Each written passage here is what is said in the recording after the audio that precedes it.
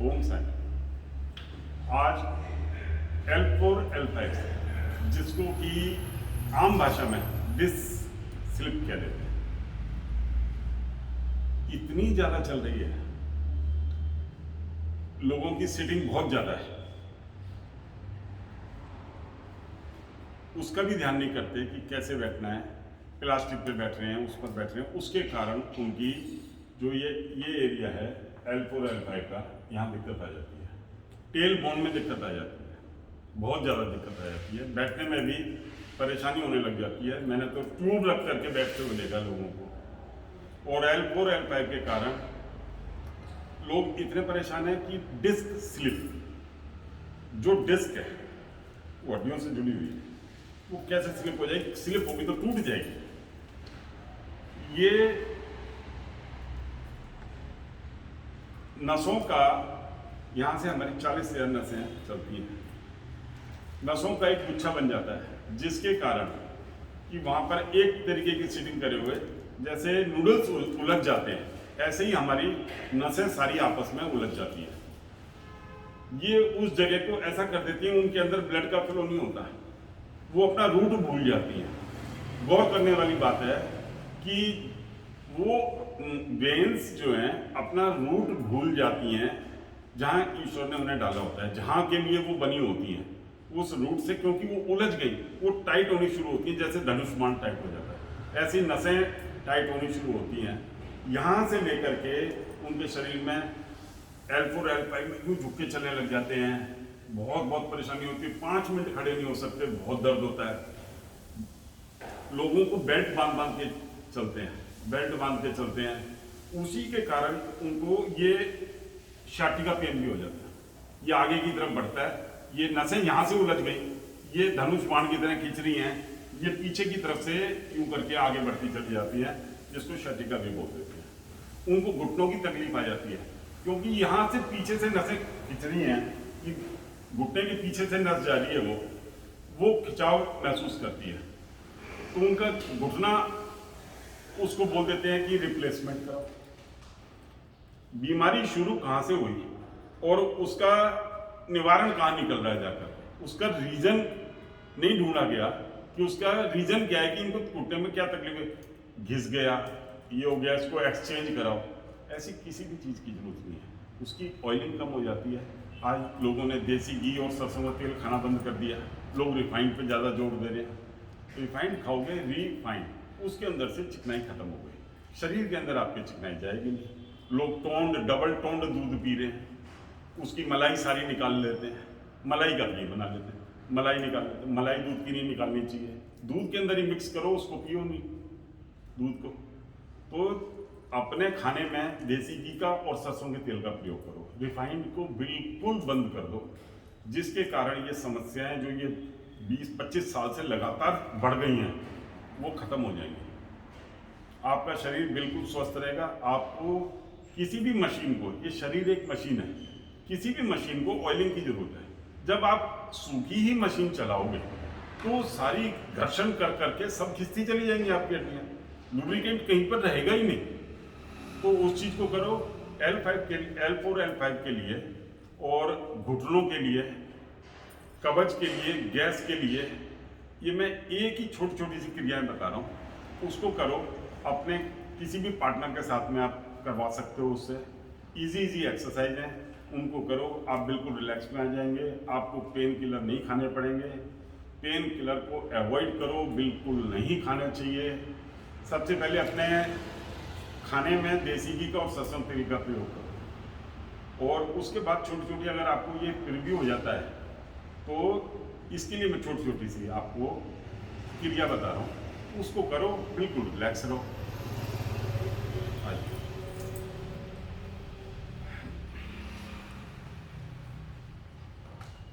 अब L4 L5 जो होता है, इसके बैक में होता है, यहाँ पर ये पूरा का पूरा नसों का गुच्छा बन जाता है। इस गुच्छे को हमने खोलना है। अब आप किचन में काम करते हो, आपके नूडल्स उलझ गए, आप नूडल्स बनाने से पहले, आप राइस बनाने से पहले, आप उसके अंदर या तो घी डालते हो, तेल डालते हो, इस प्रकार की चीज़ें डालते हो कि वो अपने उलझे नहीं हो। ऐसे ही शरीर है, ये नसें जो आ रही हैं ये पूरे का पूरा गुच्छा बना लेती हैं। किसी के एक साइड में दर्द होता है, किसी के लेफ्ट में, किसी के राइट में, और सेंटर चलता है जिस साइड की तरफ दर्द होता है उससे दूसरी साइड उसके पीछे की तरफ से यहाँ से दर्द जाता है, घुटनों के नीचे से होता हुआ ये यहाँ तक जाता है। यहाँ पर उसको वेरिकोस वेन्स हो जाता है। एक दिक्कत है जिसके कारण ये सारी चीजें वन बाय वन ये होती ही चली जाती हैं। वेरिकोस वेन्स तक पहुंच जाओगे। वेरिकोस वेन्स होने के बाद में हार्ट की प्रॉब्लम आ जाती है, कारण कि ब्लड हमारा यूं जाता है और भाग करके ऊपर जाता है। जब आपकी बाईपास सर्जरी वगैरह किसी की होती है वो यहीं से होती है, इसी स्थान से होती है। यहाँ से आर्टरी जो है वो सीधे हार्ट में जा रही है। तो एक कारण अनेकों बीमारी का कारण बन जाता है। तो उसको छोटी छोटी सी चीजें बता रहे हो, उसको हाथ के हाथ ठीक करो, अपने जीवन को बिल्कुल स्वस्थ रखो। छोटी छोटी सी क्रिया बता रहे हैं।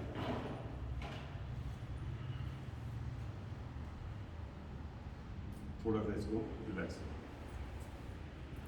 इसको एक पैर को पहले पकड़ करके, हाथ बिल्कुल सीधे रखो, हाथ बिल्कुल सीधे रखो, एक पैर को धीरे से पकड़ करके धीरे धीरे,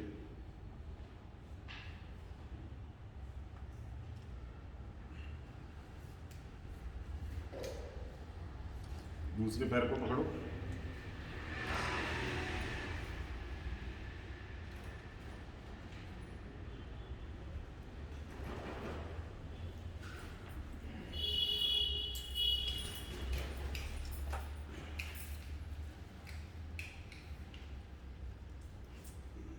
दोनों पैर फोल्ड करो, धीरे धीरे लेके जाओ और इसको धीरे से, बिल्कुल धीरे से, बिल्कुल धीरे से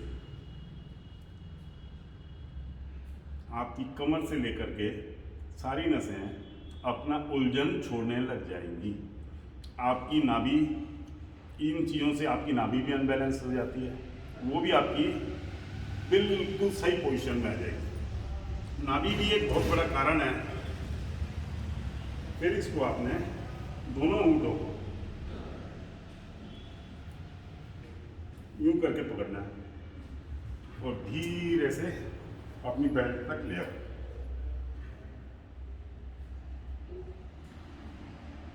कुछ देर के लिए रुको, धीरे धीरे लेके जाओ वापस, धीरे धीरे वापस लाओ।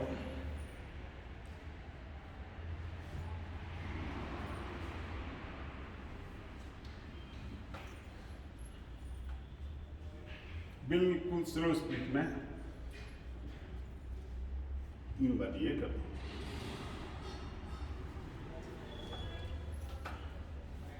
उल्टा ले,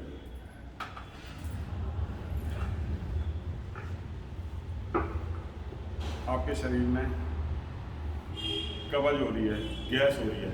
गैस के लिए लोग दुनिया भर का चूरन वगैरह वगैरह खाते हैं। तो अगर आपको गैस है, वो उसका आपको पता करना है कि गैस है ये क्या है, तो इस जगह पर ये आपके पेन होगा, यहाँ पर इस जगह पर अनटोलरेबल नाभि और ये सब चीज़ों एक ये पूरा पूरा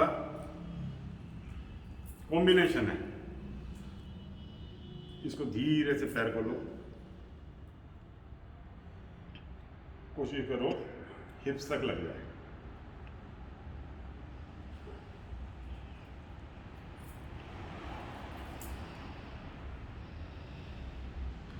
हिप्स तक लगाने की कोशिश करो, हिप्स तक लग जाए धीरे धीरे।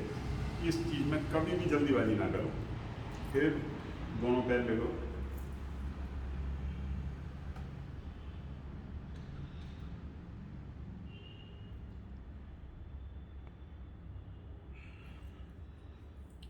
अपने हाथों को यहाँ रखो, यहाँ रखो, पंजों को यूं करके यूं ले लो, उंगलियों पर धीरे से प्रेशर मारो।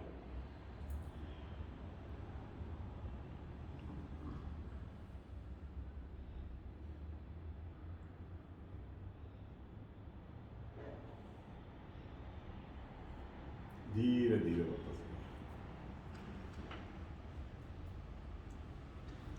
सीधे हो जाओ।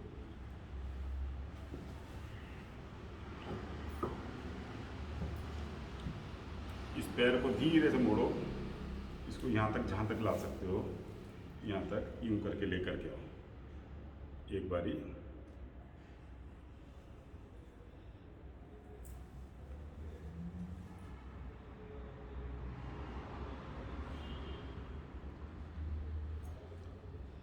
अपने गद्दों को जरूर देखो जिस पर आप सो रहे हैं। हमारी बॉडी बिल्कुल समतल नहीं है, स्ट्रेट नहीं है, हमारी बॉडी यूं करके यूं है, कर्व लिए हुए है।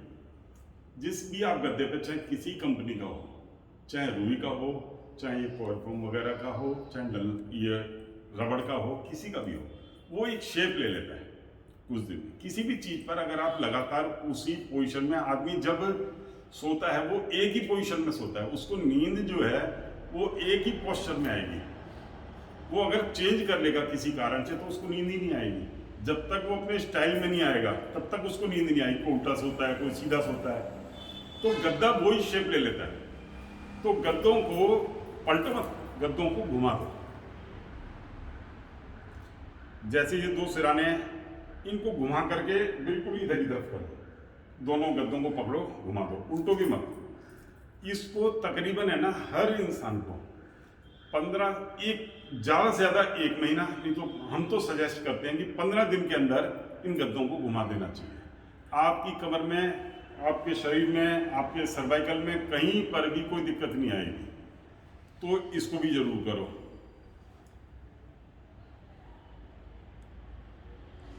नाभि को जरूर चेक कर लेना चाहिए। अपनी नाभि में उंगली डाल के देख लो कि ये कहाँ बज रही है, उसको जरूर देख लो। सेंटर में नाभि टप टप टप टप, जैसे ये नब्ज चलती है हमारी, ऐसे सेंटर में चलती है।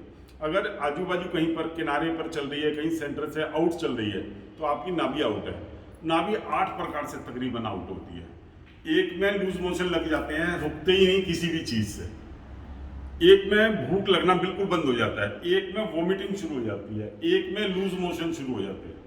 तो इसके बहुत बड़े बड़े कारण हैं। नाभि जो पूरी अपनी राउंड है, इसकी किसी भी दिशा में अगर ये जाएगी, ये सेंटर के अलावा कोई सी दिशा पकड़ेगी तो वो अलग अलग कारण बनाएगी। तो इसका भी विशेष ध्यान रखना चाहिए। आदमी, बहुत सारे लोग सुने होंगे भूख नहीं लगती, ये किसी के लूज मोशन, किसी का शरीर नहीं बनता। नाभि अगर आपकी अनबैलेंस है, आप जितना मर्जी खा लो, आप कुछ भी खा लो, आपके शरीर पे लगेगा नहीं। आप बिल्कुल सूखे ऐसे लगोगे, मुरझाए हुए, बीमार से ऐसे लगोगे। अब इसके लिए जो हम L4 L5 घुटनों के लिए हम अपना जो ऑयल देते हैं वो सब निःशुल्क है हमारा, उसको आप प्रयोग करो। उसको अच्छे से अपने घुटनों पर लगाओ, अपने ये कमर का जो एरिया बताया उस पर लगाओ। यहाँ से हमारे शिव मंदिर से आप ये इसको कलेक्ट कर सकते हो, सब निःशुल्क है हमारे यहाँ पर, और आप इसका फायदा उठा सकते हो। ओम साईं।